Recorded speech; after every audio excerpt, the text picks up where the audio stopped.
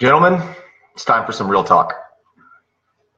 As we can see in the news, obviously, sexual harassment is a big conversation right now. Sexual abuse, rape, misconduct in the workplace. It's a special time in our history that this is coming out the way it's coming out, and that men are finally starting to be held accountable for this disgusting behavior. And I wanted to share some thoughts about this because I see so much happening in the cannabis industry. I've seen so much happening in every industry that I've been a part of that is problematic and disgusting in the workplace that men allow to have happen each and every single day. I have allowed it to happen so much in my career, and never again will I be that way. And it's time for all of us to kind of accept that. Like, for whatever reason, for centuries even, we've had this dominant power position within our culture and have used it poorly. For whatever reason, whenever we're working with women, it's like we think that we're in a different environment where we can just do whatever we want, say whatever we want, shrug it off and laugh as if, hey, we're just being lighthearted, we're just being fun, we're just, ribbing on each other. The extreme lack of empathy when it comes to what women deal with in the workplace each and every single day is astounding to me. I'm not trying to play holier than thou. Like I said, I've made these mistakes in the past. My wife worked for a company that where she received sexual harassment every single day at the hands of her boss. What he would do and say to her was so unbelievably, ungodly out of line for anyone to just sensibly behave in a workplace. And I didn't stop it. I didn't empower her to seek a lawsuit. I didn't meet with her boss directly and tell him that this was not going to be the way he was going to act anymore. It was just sort of like, well, that's what happens at a job. And it's really shameful that that's how I reacted to that situation. And it's happened more than just that time. I remember being in a business partnership with a guy out of Chicago named Vince Mancuso, and I would go on meetings with this guy trying to raise money or bring in clients for this new concept we had, which was a great concept. And I really believed in the future of it. And so because I believed in the future of it and because I love the concept, I excused behavior after behavior when I was with this guy where he would sexually harass waitresses or, in a meeting with businesswomen that were accomplishing incredible things, he would just diminish them. I would sidestep these conversations. I never, of course, lent my support to his ideas or the way that he acted. In fact, most often women would look at me and I'd give them like it's not me, sorry, I'm not this guy. You know what I mean? This is not something I endorse. I'm safe, but he's not. And that's not support. That's not, that's me just trying to skate through it, like wiggle out of this uncomfortable situation without actually being a good person. A good person doesn't allow that to happen.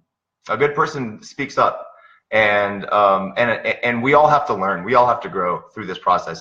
I'm doing this myself and refuse to allow this to be normal. And, when I joined the cannabis industry, I really hoped that here's an industry that's going to be doing it differently. You know what I mean? We are building this industry from scratch, and to a lot of degrees, we're better than most. I mean, I worked in the tech industry. I can't even tell you how horrible the tech industry was, but that pales in comparison to the oil and gas industry.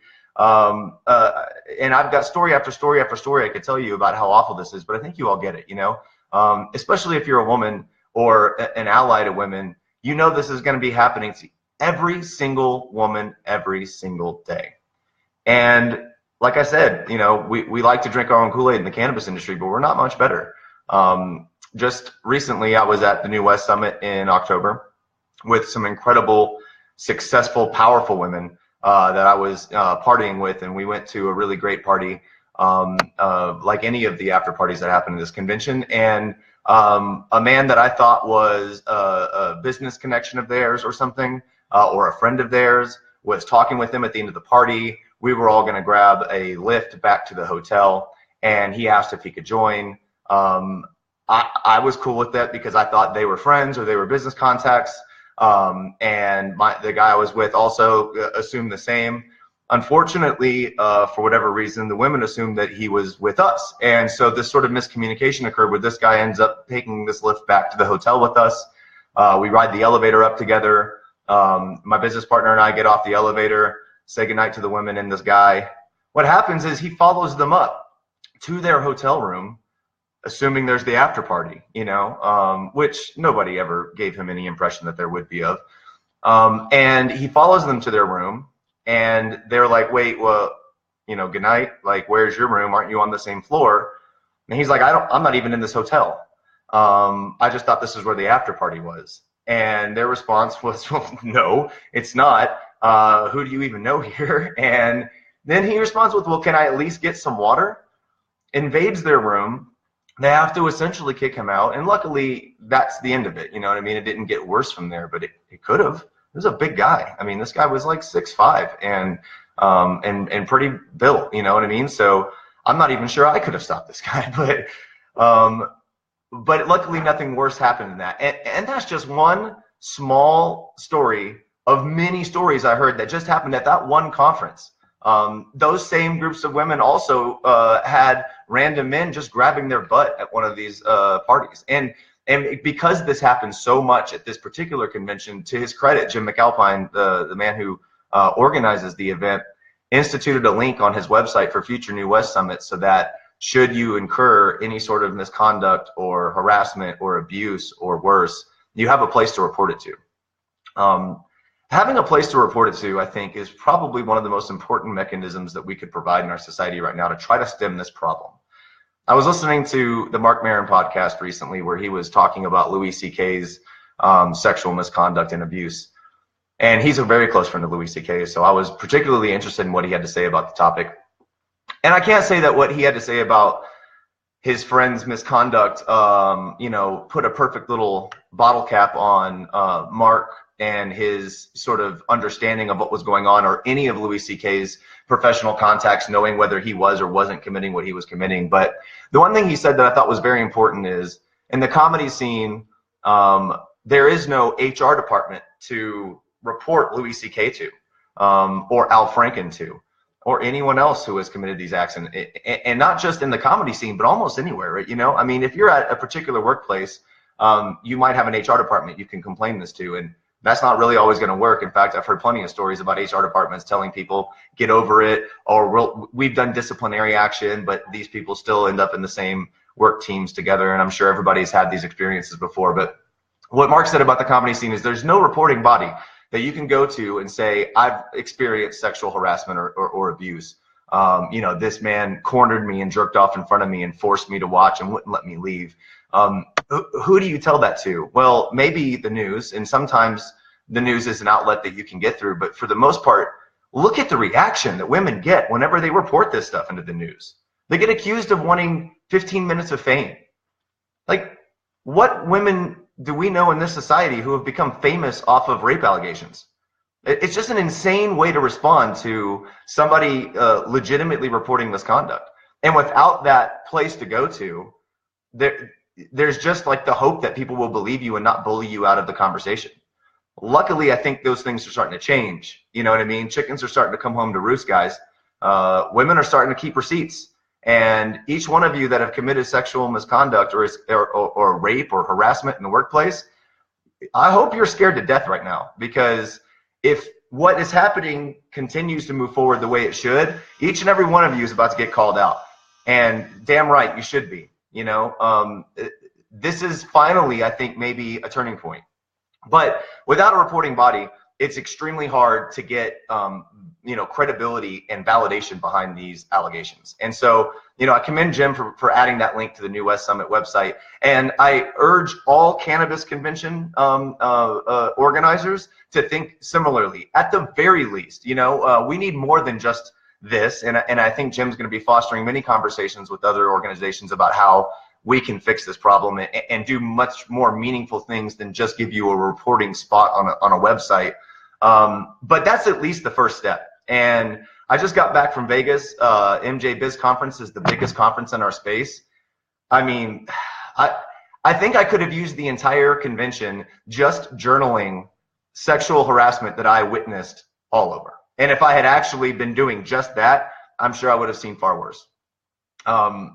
Just one small little thing I remember seeing was I was walking off the trade show floor to go grab a taxi, and in the taxi queue was a woman wearing a suit with a skirt standing next to a pillar, and this man walks out wearing a suit, and the thing he says to her is, "Hey, how much?"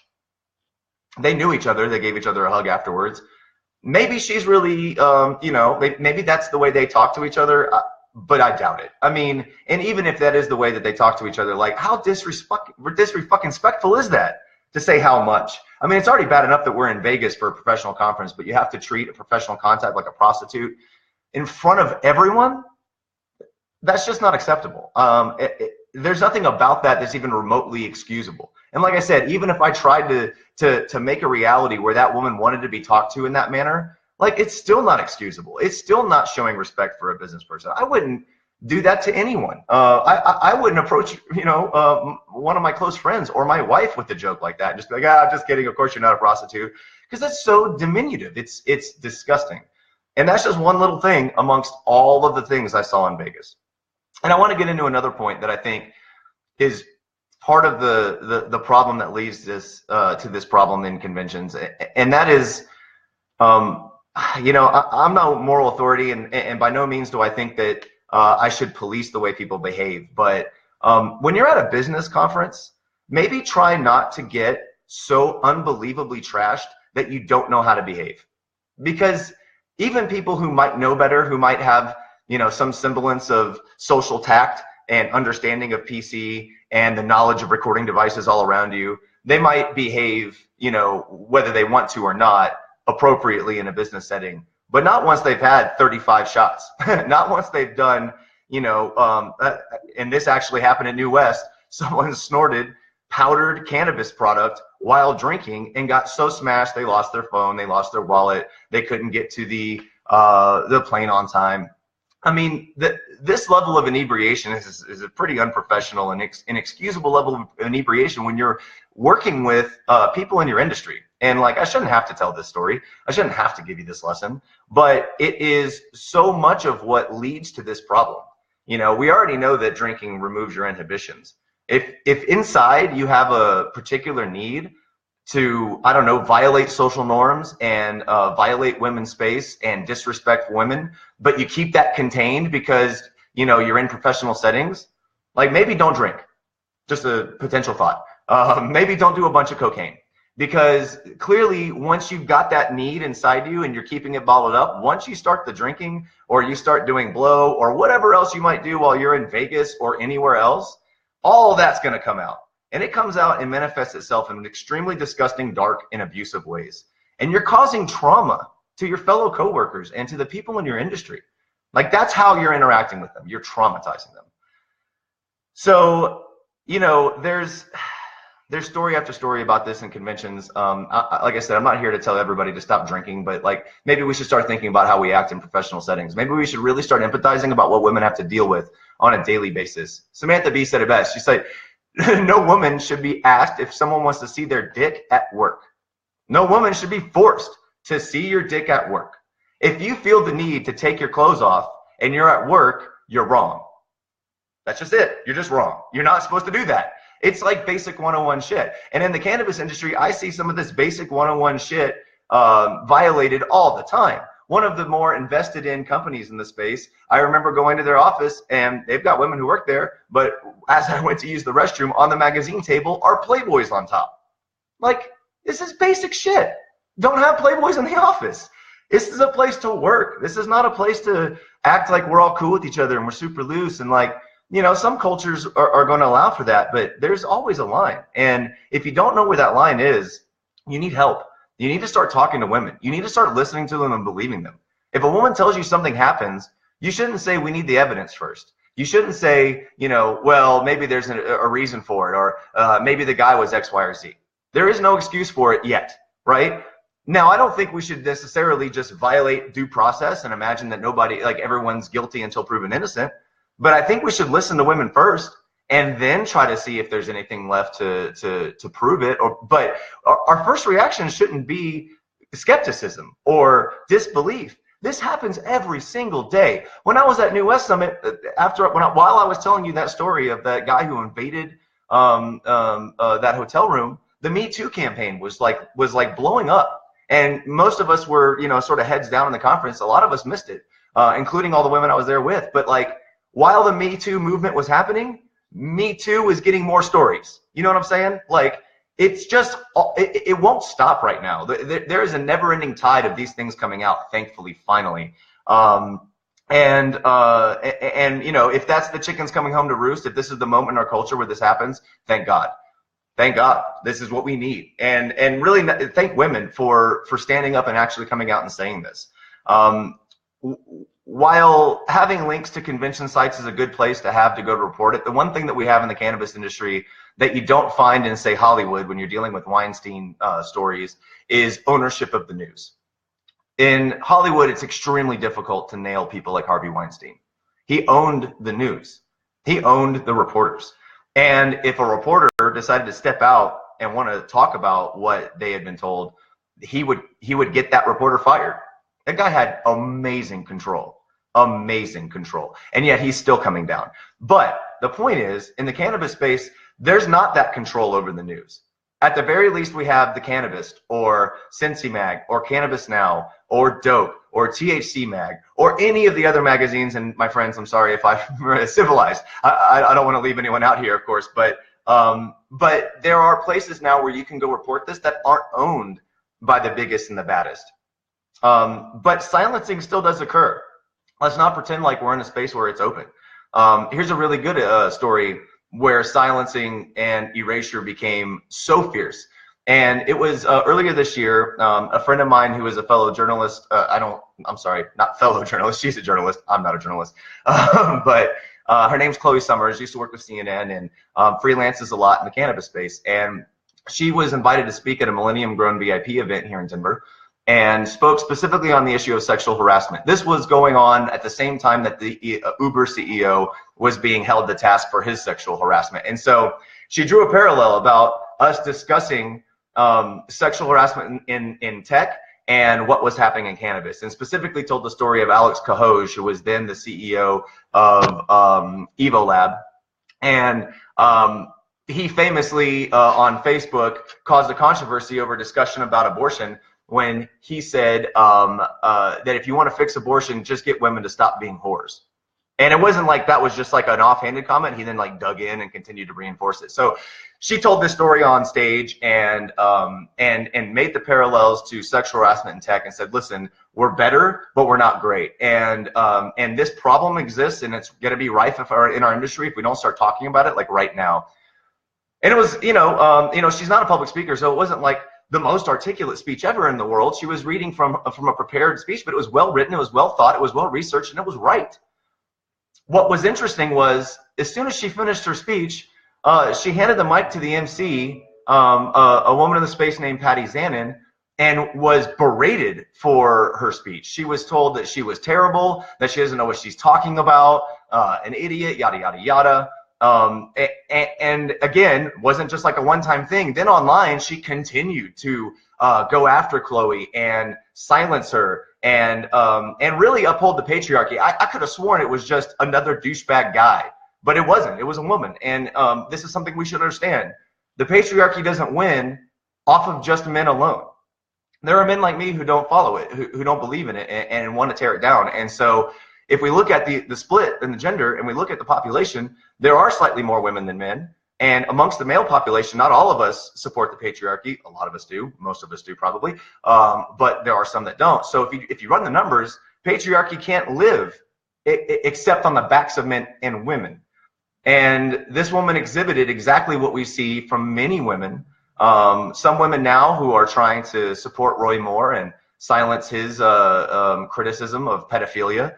Some people are actually saying, I'd rather still vote for a pedophile than a Democrat. I mean, but this isn't a right and left issue. And really, this is the problem. Women on both sides of the aisle, women in our society, continue to support the patriarchy, and they continue to allow sexual harassment to happen to the people around them.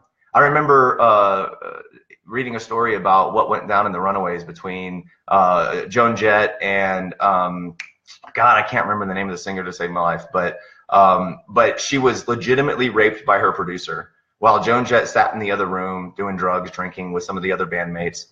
And they just sort of laughed at her when she told her what happened. And it was one of the most traumatizing things that ever happened to this woman's life. I think after this, she like, left music and sort of like tore her life apart.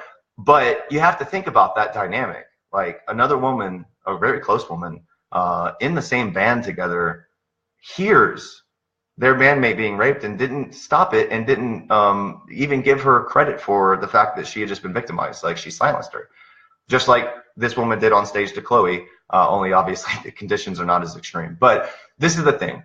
We need to confront this. We have to be honest about this. We have to report this. We have to talk to the news about this.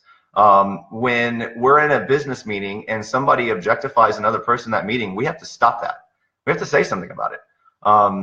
I fail at this sometimes still. Even last year, I was in a meeting with a cannabis client who brought in one of the team members, an intern, who actually was this person's niece. And he's like, yeah, she's my bitch for the month. I mean, it's just like little things like that. I should have said something. I didn't. I should have been like, dude, what the fuck? Don't talk like that around her, at least not around me, because I'm not going to stand for it. I could have said that and I didn't, and I should have. And we all should. We should think about this. We should hold ourselves accountable. I shouldn't excuse the fact that I didn't. Like, oh, I was in a business meeting. I shouldn't have, rocked the boat. What if investors think poorly of me? What if I can't get a job because I expressed myself? Like, what if you're wrong?